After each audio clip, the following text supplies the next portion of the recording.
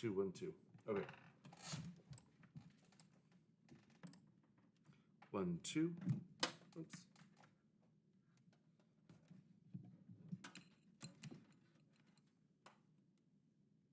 All right. So we are back, and sorry about the problem. It wasn't, my mic was not muted. It allegedly was live, but the streaming software wasn't gathering any input, so I had to restart my whole computer, and that actually didn't work. So I had to re-interface the microphone with the streaming software. So anyways, I'm just gonna restart. So the question is, we have a laser pulse with a wavelength of 532 nanometers. And the question is, how many photons of light are contained in a pulse with an energy of 0.00385 joules? And I said, oh yeah, awesome.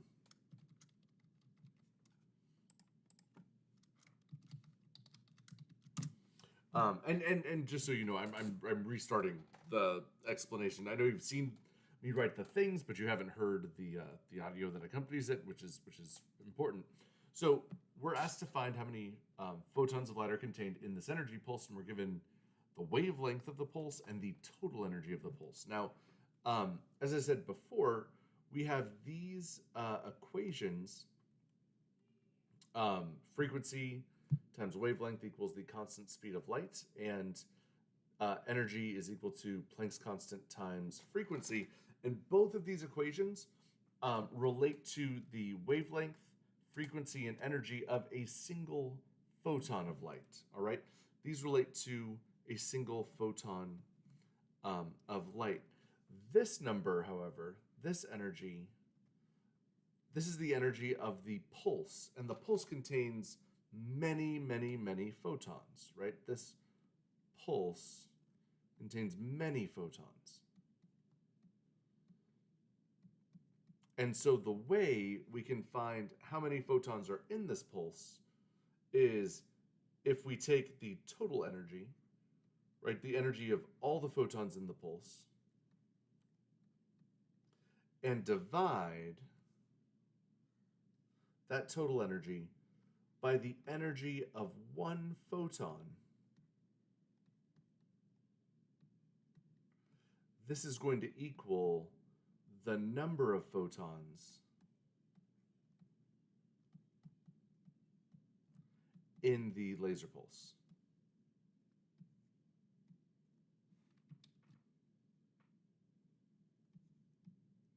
All right, and that energy of a single photon is here in this equation. So we need to first find the energy of one solitary photon, not proton. And then once we know the energy of one single photon, we divide the energy of the whole pulse by that energy. It'll give us the photons in the pulse. All right, so first step is we know that energy is equal to Planck's constant times frequency, and we know that frequency times the wavelength is equal to the constant speed of light. So we need to isolate frequency on one side of this equation. We get frequency is equal to the constant speed of light over its wavelength, and now we can substitute in for frequency into our energy expression. Energy is equal to Planck's constant times the constant speed of light over the wavelength of light. Now, if you go and immediately plug in, so we have energy is equal to Planck's constant times the constant speed of light over our wavelength.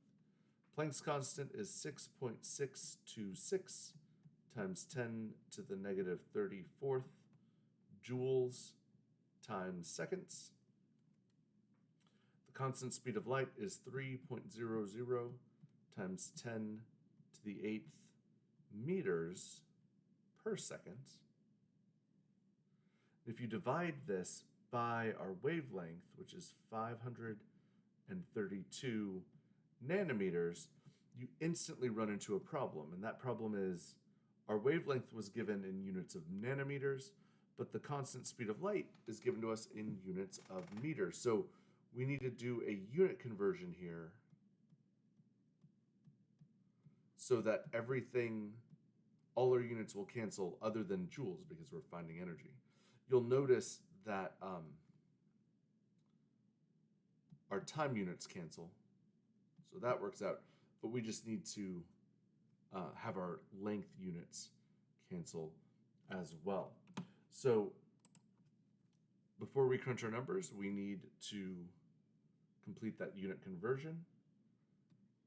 532 nanometers. If we want nanometers to cancel, we put it in the denominator. Meters goes in the numerator. 1 nanometer is 10 to the negative 9th meters. So now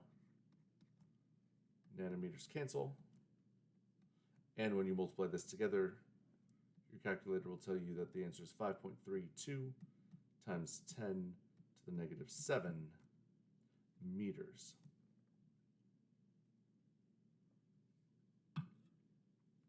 All right. So now that we have this conversion in hand, we can plug all our numbers in. Remember, the energy of a photon of light is equal to Planck's constant times the constant speed of light divided by its wavelength. So again, Planck's constant, 6.626 times 10 to the negative 34th joules times seconds. Constant speed of light, 3.00 times 10 to the, not the negative 8th, excuse me, to the positive 8th meters over seconds. Then we have 5.32 times 10 to the negative 7 meters. And now meters cancel meters, seconds cancel seconds. We're left with joules, which is excellent because we're solving here for energy.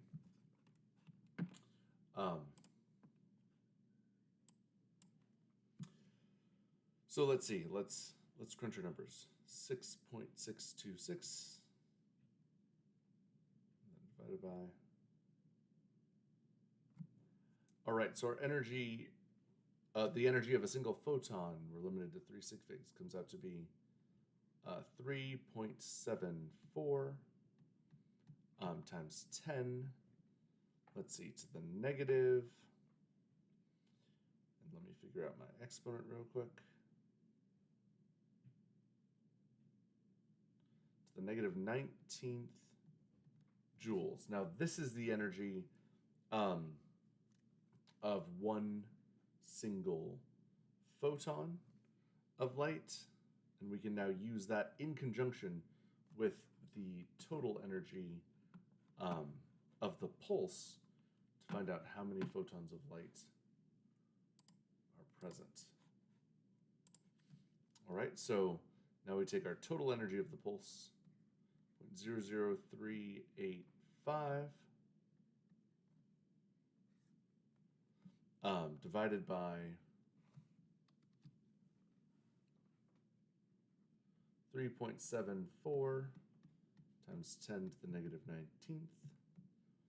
And this is really not just joules, but it's joules per photon, right? That's because it's the joules of energy in one photon. And this equals, so let's see. Let's punch this in.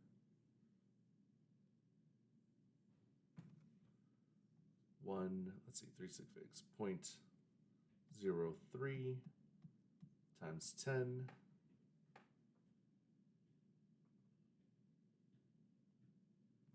to the 16th. photons.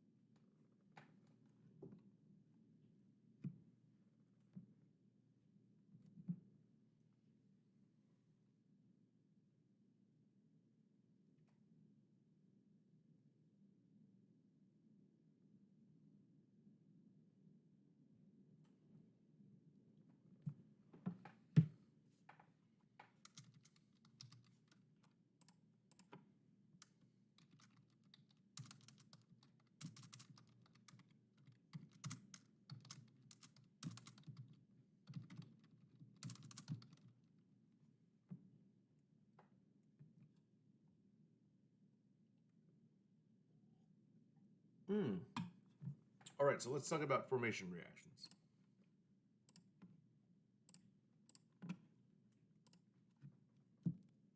All right, so the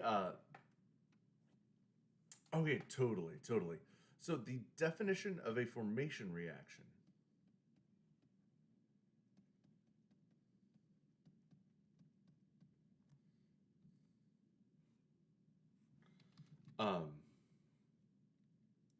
is it's a reaction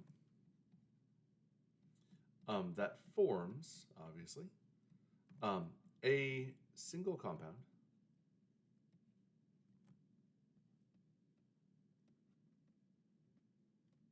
from, and this is the critical part, from its constituent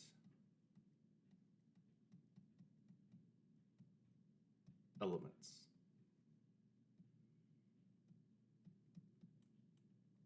So if you're asked to write out the formation reaction,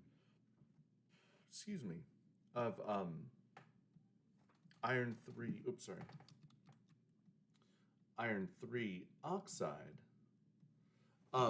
then we can't just write, sorry, that S looks like a G, let's be.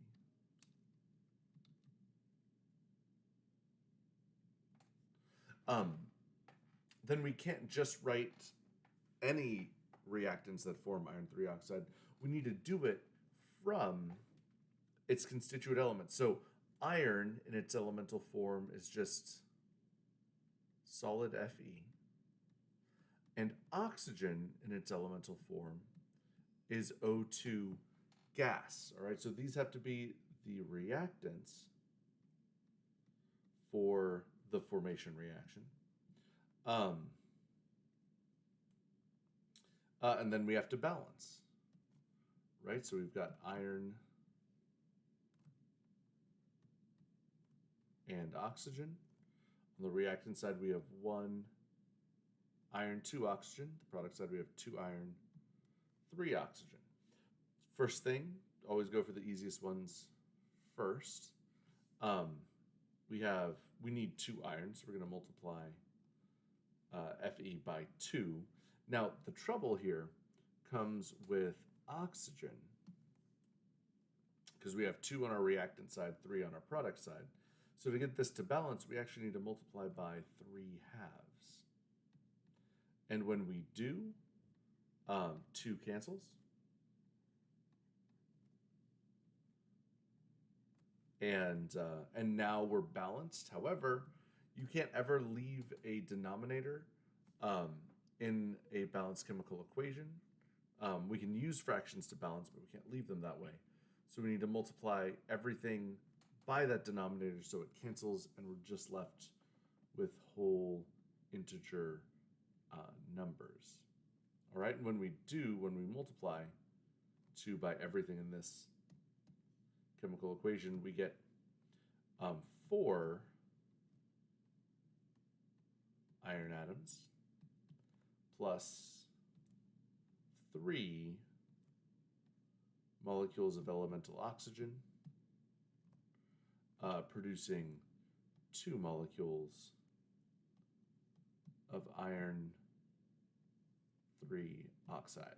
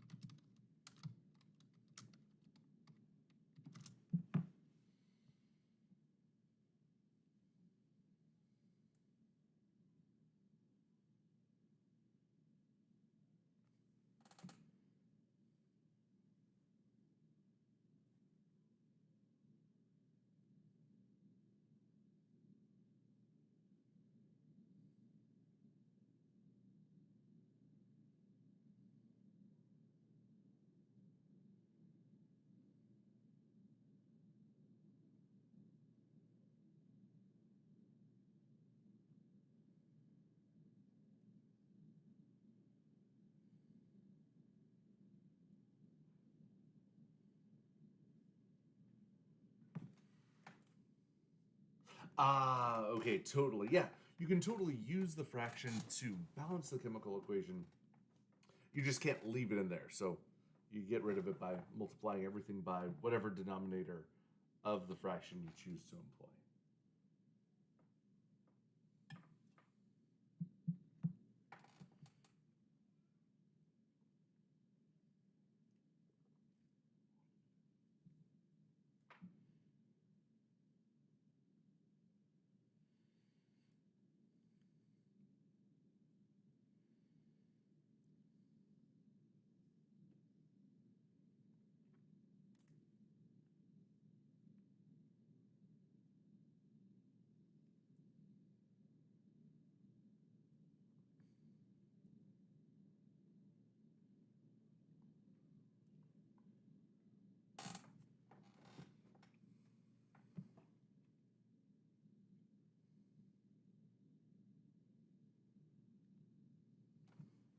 Yeah, totally.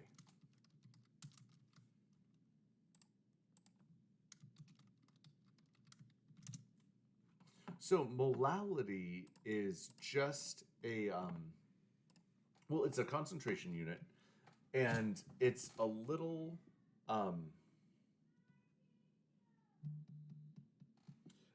unique as far as concentration units go.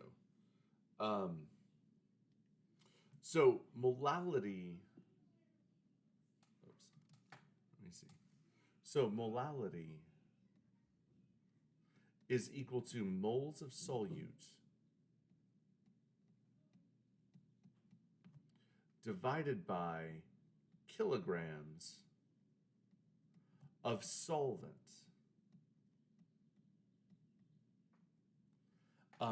So that's all there is to it. You take the moles of solute divided by the kilograms of solvent, and that's that. So it's moles over mass, and again, it's a little odd because it's a very specific mass unit. It's got to be in kilograms, but that's all there is to it.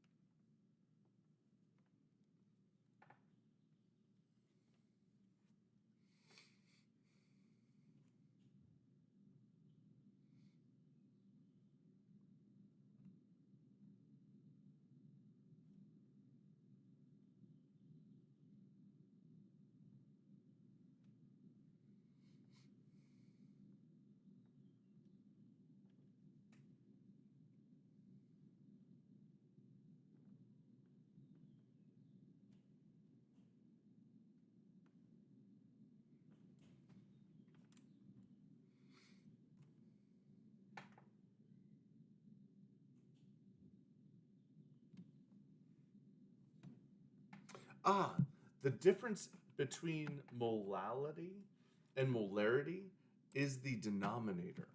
So for molarity,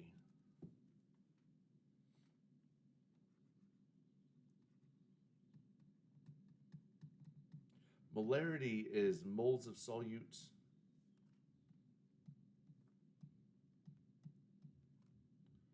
over liters of solvent.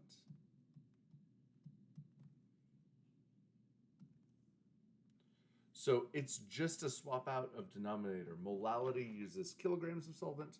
Molarity uses liters of solvent.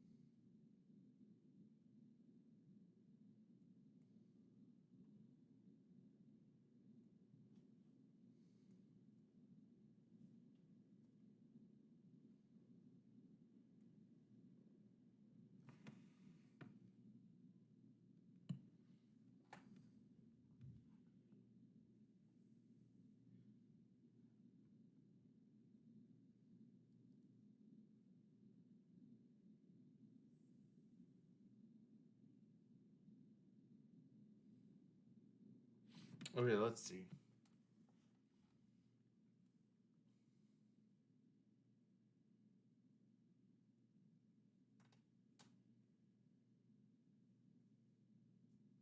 Okay, so mole fraction is different than molality. But I can definitely show you how to do this problem.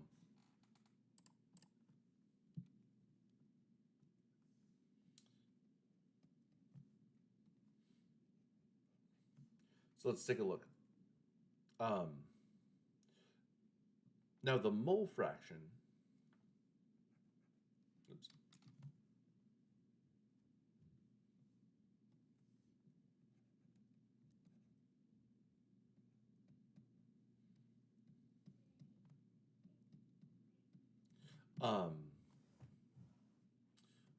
So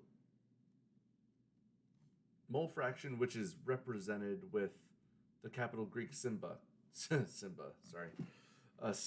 I've got a 2-year-old who loves The Lion King. The Greek symbol chi. So the mole fraction of A is going to be equal to the moles of A over the total moles in the mixture. And in this problem, they give us that this is a mixture of A and B. It's a mixture of A and B where we have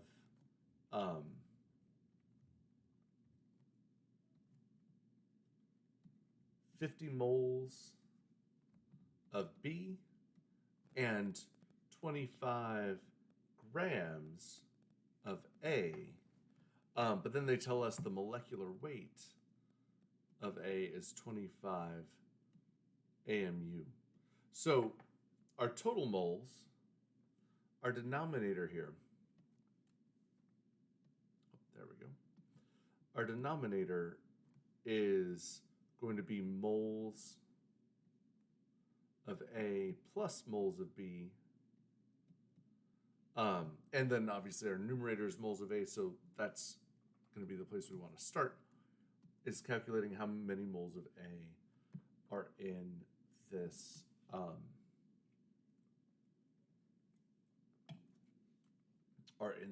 mixture.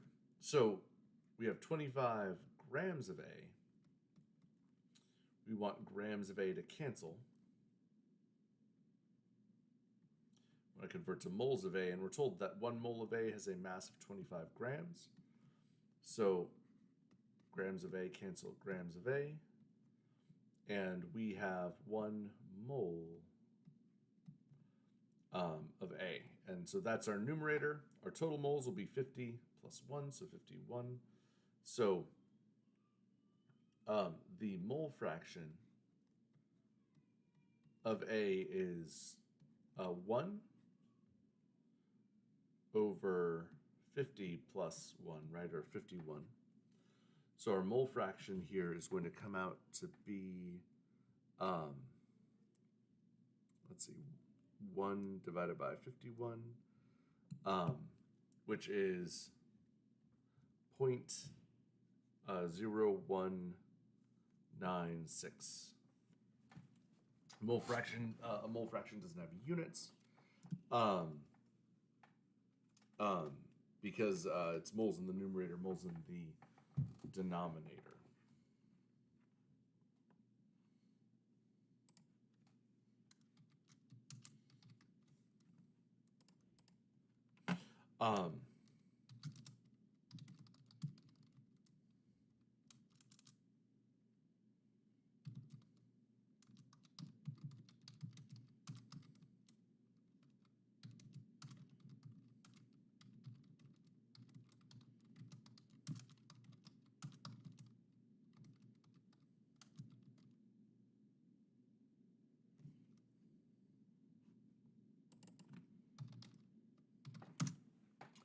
What I can't, I won't commit to strictly yes or strictly no, but it's mole fraction is totally a candidate that could show up on the final. It's usually related to like gas law stuff, and gas law is an important chunk of Chem 400. So it's entirely possible that it'll show up on the final exam.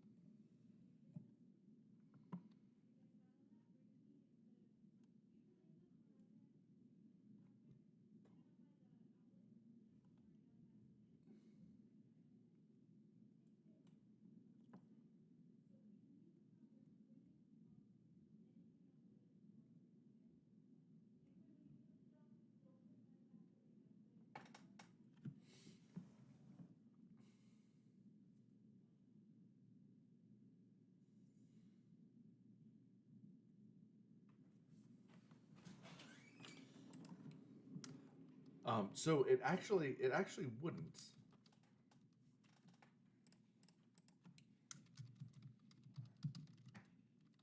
It actually wouldn't. Mole fraction just looks at the total number of moles.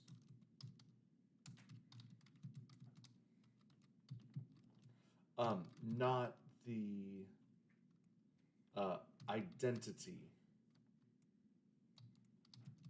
of what those compounds are.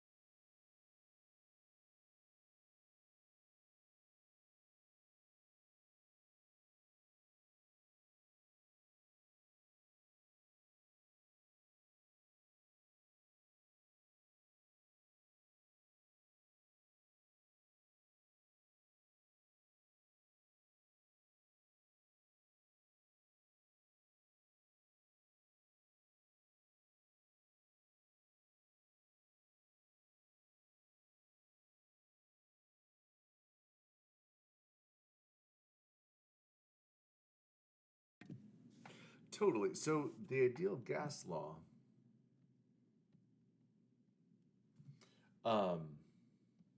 oops. Okay, that is the combined gas law. So just something to be aware of,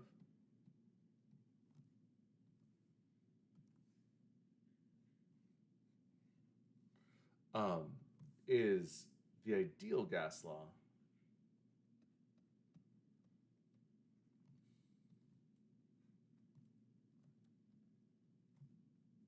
the ideal gas law is the pressure of a gas times the volume of that gas is equal to the moles of that gas times the ideal gas constant times the temperature of that gas. The combined gas law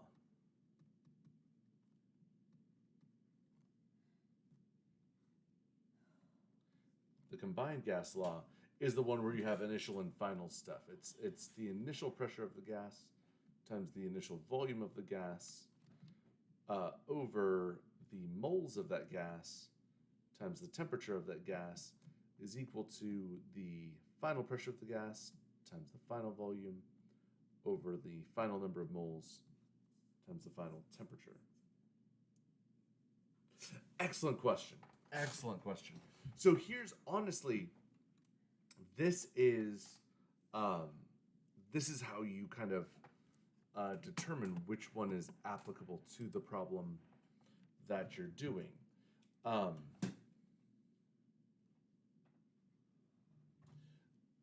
Honestly, the best question that you can ask is this. Does the problem have initial and final conditions?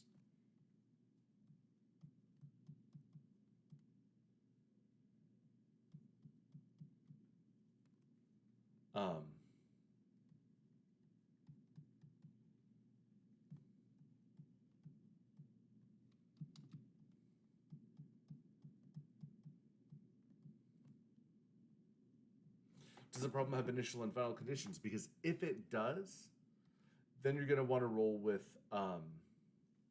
combined, right? If the answer is yes, then the ideal gas law isn't going to help you because the ideal gas law just has a static set of parameters. So if you're told like initial pressure was this, final pressure was this, or the balloon expanded from this volume to this volume, or the temperature dropped, then you're going to roll with combined gas law. Where the ideal gas law pays a lot of dividends is one, if you don't have initial and final, then you roll with ideal. So you kind of do ideal under, and this is not exclusive, this is not exhaustive list, but this is kind of ballpark. If you have no initial and final,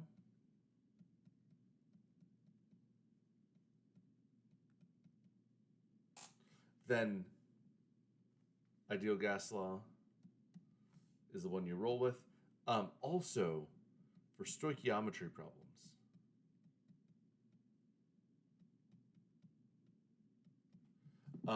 those are largely, almost exclusively, ideal gas law.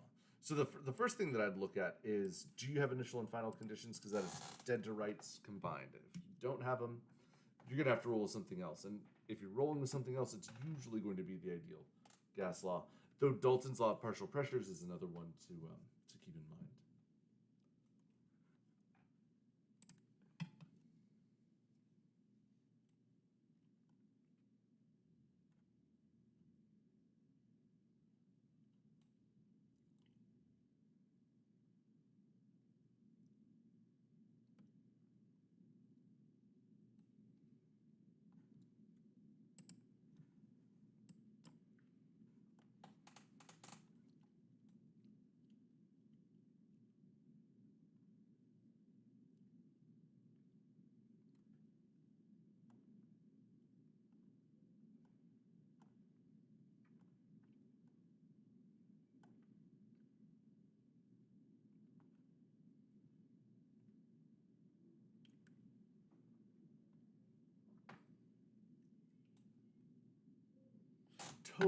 Totally. Let's take a look. So Dalton's law of partial pressures, and here you'll see it'll tie into mole fraction again. Oops. There we go.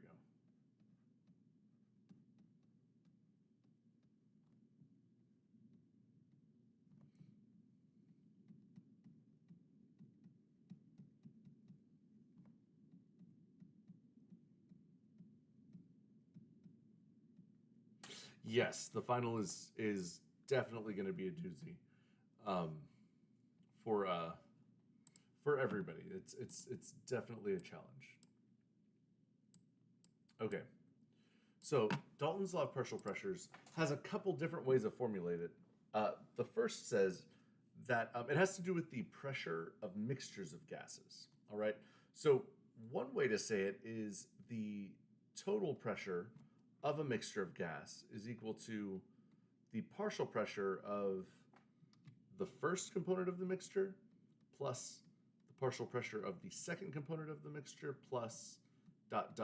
However many things you have in this mixture, where the nth is the last one, you add up all of those partial pressures, and that will be the total pressure of the gas.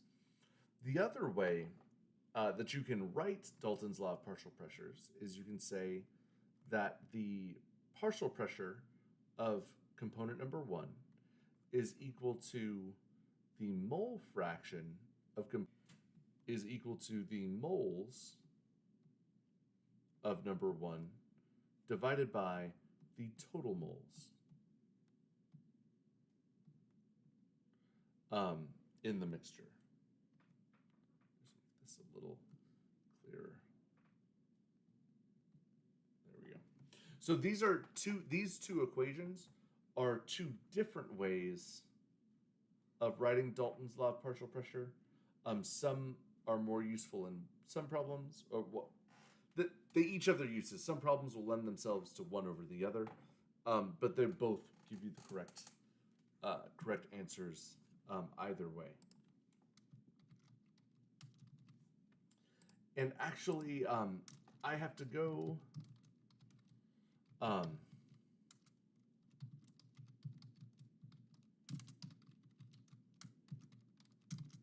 I actually have to go teach my next class on Zoom. I have a class at another college, so I've got to bounce. But dude, thank you for showing up and asking some really great questions.